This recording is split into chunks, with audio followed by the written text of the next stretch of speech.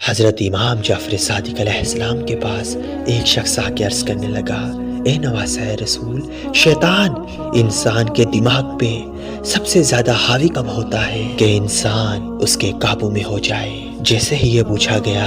تو نواسۂ رسول امام جعفر صادق علیہ السلام نے فرمایا، اے شخص، جب انسان سوتا ہے تو شیطان انسان کے سر کی پچھلی طرف 3 گرہیں لگاتا ہے۔ پہلی گرہ کہ ابھی تو زندگی بہت بڑی ہے، اور یوں انسان اپنی زندگی میں الجھنے کی تمنا کو بڑھاتا ہے اور دن کو اٹھ کر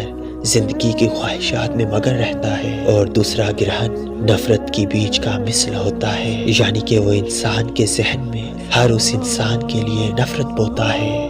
جس کے ساتھ وہ زندگی گزارتا ہے، اور یوں انسان رشتہ داروں، دوستوں اور عزیز و اقارب سے دور ہوتا جاتا ہے، تلخ رویہ اختیار کر کے اپنی خوشی میں مگن رہتا ہے، اور تیسری گرہ جھوٹ کا لگاتا ہے۔ یاد رکھنا، شیطان انسان کے ذہن میں یہ بیج بوتا ہے کہ بڑے سے فائدے کے لیے چھوٹا سا جھوٹ بول دیا جائے تو اس میں غلط ہی کیا ہے، اور اس طرح انسان دن کو اٹھنے کے بعد جھوٹ بولتا ہے، اپنے عزیز و اقارب اور ہر اس انسان سے تلخ ہوتا ہے جس میں اس کا فائدہ نہیں ہوتا، اور اپنی دنیاوی خواہشات میں مگن رہ کر اپنی آخرت و موت کو بھلا بیٹھتا ہے۔ اے شخص، اگر شیطان کے شر سے بچنا چاہتے ہو تو باوضو ہو کے سویا کرو، اور صبح کو جب اٹھو